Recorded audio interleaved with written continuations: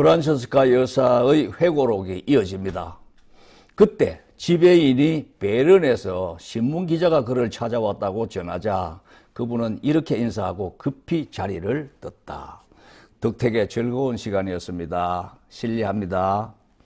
다음 날 나는 신문에 실린 그분의 사진과 신문 한 면을 온통 차지한 장문의 인터뷰 기사를 보았다.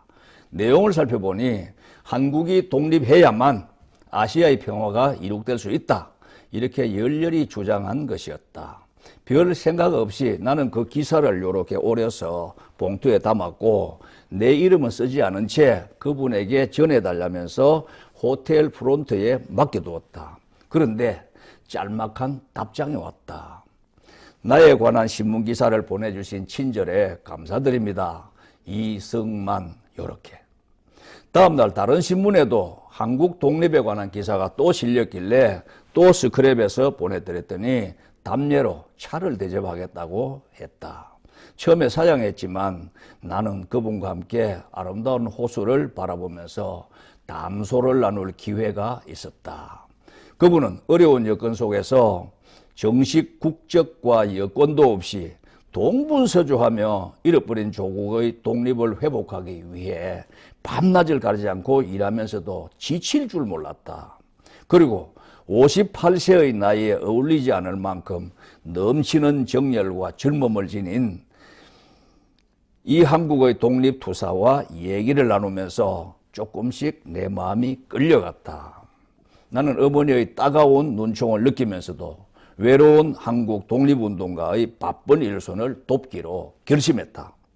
나는 그 당시 33살이었는데 영어 통역관 국제면허증을 지니고 있었고 속기와 타자 특기도 있었다. 나는 어려서 의사가 되는 것이 꿈이었다. 그러나 아버지 사업을 물려받을 아들이 없었기 때문에 우리 부모님은 세 딸 중 막내인 나를 남자처럼 강인하게 훈련하셨다.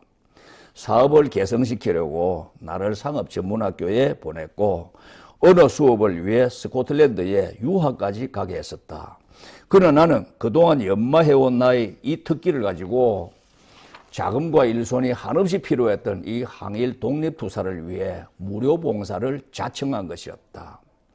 한편 나의 어머니는 무엇보다도 가난한 한국의 애국자에게 마음을 쓰며 정성껏 봉사하는 딸을 영 못마땅해 하셨다. 더욱이 시간과 경비를 줄이기 위해 식사 대용으로 날 달걀 하나에다 식초를 타 마셔가며 독립운동을 하는 저명인사가 별로 달갑지 않은 것이었다.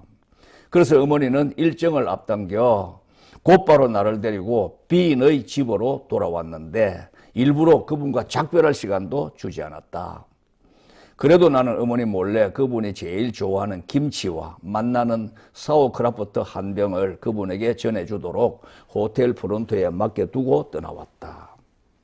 그 후 나는 어머니의 감시를 피해 아메리칸 익스프레스 회사를 수신처로 해서 제네바에 있는 그분과 서신을 주고받았다.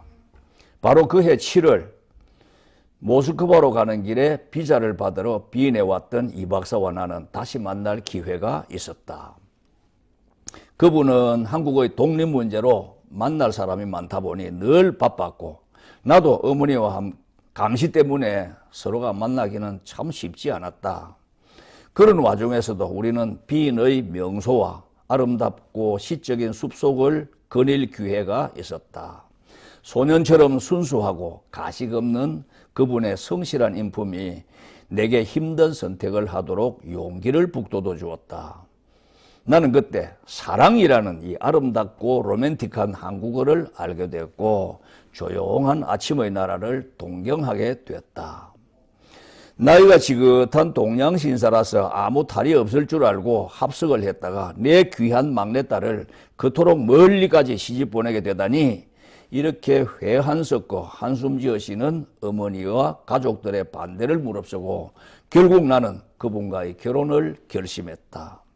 나는 수많은 고통의 나날과 어려움을 극복하고 다음 해인 1934년 10월 8일 오후 6시 30분 뉴욕의 몬트클레어 호텔 특별실에서 윤병구 목사님과 존 헤인저 홈전 목사님의 합동주례로 결혼식을 올렸다.